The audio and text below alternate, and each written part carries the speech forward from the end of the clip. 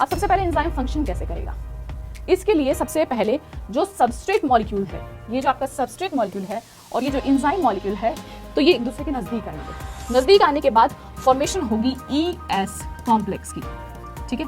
अब जैसे ही ये अटैच हो गए, इन्होंने एक स्ट्रक्चर बना लिया दिस। अब इसके अंदर कुछ बॉन्ड्स टूटेंगे, कुछ बॉन्ड्स नहीं बनेंगे और एक और कॉम्प्लेक्स बनेगा। तो धीरे धीरे ये सबस्ट्रेट चेंज होगा किस चीज में, आपके प्रोडक्ट में, और एक और कॉम्प्लेक्स बना हमारे पास एंजाइम प्रोडक्ट कॉम्प्लेक्स, ठीक है। और फिर इसके बाद टूट के अलग हो गए आपके product and enzyme. This is your product and this is your enzyme. तो क्या इसमें एंजाइम का यूटिलाइजेशन हुआ इस पूरी रिएक्शन में? नहीं, ठीक है। सबस्ट्रेट आया, एंजाइम से अटैच हुआ, दो कॉम्प्लेक्स बने और अलग हो गए। तो ये जो एंजाइम है, दिस कैन बी रीयूज्ड, ठीक है। In different reactions this enzyme can be reused. अब यही हम देखते हैं आपके एनसीईआरटी में जो पोर्शंस लिखे हैं, that is it is now understood that substrate has to bind to the enzyme. Active site पे बाउंड होगा, ठीक है, जो कि हमें पता है एक पॉकेट है, एक क्रेविस है, एक क्लेफ्ट है, और इसके लिए पहले सबस्ट्रेट जो है वो एक्टिव साइट के टुवर्ड्स जाएगा। ऑब्लिगेटरी फॉर्मेशन, इसका मतलब ऐसी कोई रिएक्शन नहीं है एंजाइम से कैटालाइज जिसमें कॉम्प्लेक्स फॉर्मेशन नहीं होता, ये ऑब्लिगेटरी है, ये बनना जरूरी है। तो हमारे पास ES कॉम्प्लेक्स होगा, ठीक है। फिर ये है एक ट्रांजिएंट फिनोमेनन, ये टेम्पररी बनना है, ठीक है, एक टेम्पररी स्ट्रक्चर है। तो क्या कोई भी टेम्पररी स्ट्रक्चर स्टेबल हो सकता है? देन नहीं, this is highly unstable structure. बहुत ज्यादा एनर्जी और बहुत ज्यादा अनस्टेबिलिटी के साथ ये ट्रांजिएंट स्ट्रक्चर्स बनते हैं और वापस उसके पास हमारे पास स्टेबल प्रोडक्ट बन जाता है, ठीक है। During the state where substrate is bound to the enzyme, A new structure of the substrate is called transition state structure. ये transition state structure formation होते हैं, जिसके बाद कुछ बॉन्ड का बनना या टूटना होता है और हमारा प्रोडक्ट जो होता है वो रिलीज हो जाता है, ठीक है। तो we come to this important structure, ठीक है। ये है आपकी एनर्जी का एक्सेस और ये है आपका प्रोग्रेशन ऑफ फॉर रिएक्शन, ठीक है। अब यहाँ पे एक सर्टेन एनर्जी लेवल पर होता है सबस्ट्रेट और एक सर्टेन एनर्जी लेवल पर होता है प्रोडक्ट, ठीक है। लेकिन इसको इस स्टेट में पहुंचने के लिए एक ट्रांजिशन स्टेट से जाना होता है, एक हाई एनर्जी स्टेट से जाना होता है, ऑलराइट। अब बहुत सारे मॉलिक्यूल्स ट्राई कर रहे हैं यहाँ तक पहुंचने का, ठीक है, लेकिन सब नहीं पहुंच पा रहे हैं। तो only some can complete this reaction and reach to the product, ठीक है। वही अगर मैं इस एनर्जी को, जो कि सबस्ट्रेट और ट्रांजिशन के बीच की एनर्जी थी, अगर मैंने इसको क्या कर दिया, लोअर कर दिया, मैंने इसे यहां ले आया, तो अब क्या इससे एक से ज्यादा मॉलिक्यूल ये एनर्जी कवर कर पाएंगे? Then yes, and that is the work done by the enzymes, ठीक है।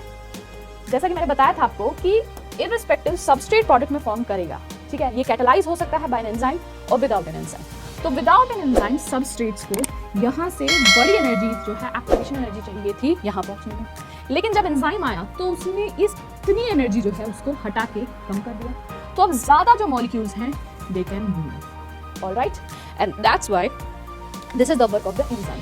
दे what they do, enzymes lower the activation energy, ठीक है, ये लोअर करवा देंगे। This is the important part of it.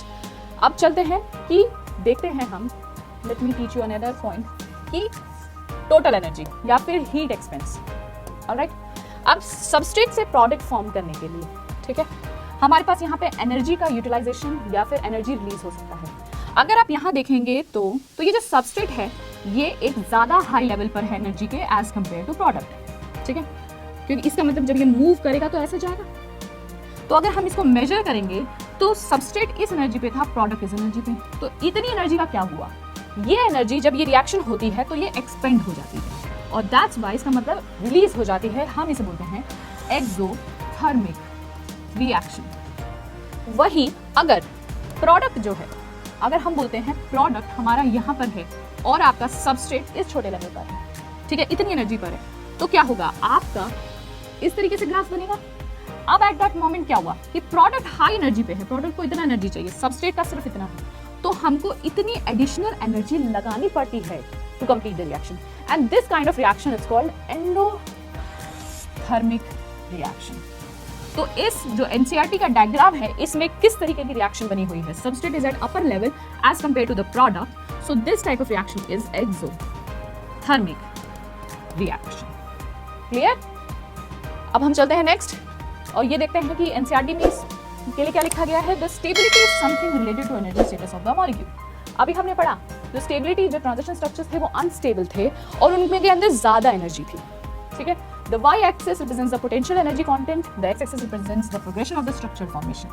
हमने देख लिया the energy level difference between S and P. अब यही बात जो अभी मैंने बताई थी ग्राफ में एक्सोथर्मिक और endothermic. So if P is at lower level than S, the reaction is exothermic. ठीक है. One need not apply energy in order to form the product. ठीक है. जब S जो है वो ऊपर है और P नीचे है, ठीक है. वहीं जब हम दूसरी तरफ के हो जाए कि आपका जो however whether it is exothermic or spontaneous, requiring the S has to go through much higher energy stage, ठीक है। तो अब एक्टिवेशन एनर्जी कौन सी एनर्जी होती है, average energy of S from that of the transition stage, clear. जो transition stage अभी हमने देखा, तो ये आपकी जो सब स्टेट और ट्रांजिशन स्टेट इन दोनों के बीच का, ठीक है, ये इतना जो एनर्जी है, this becomes your activation energy.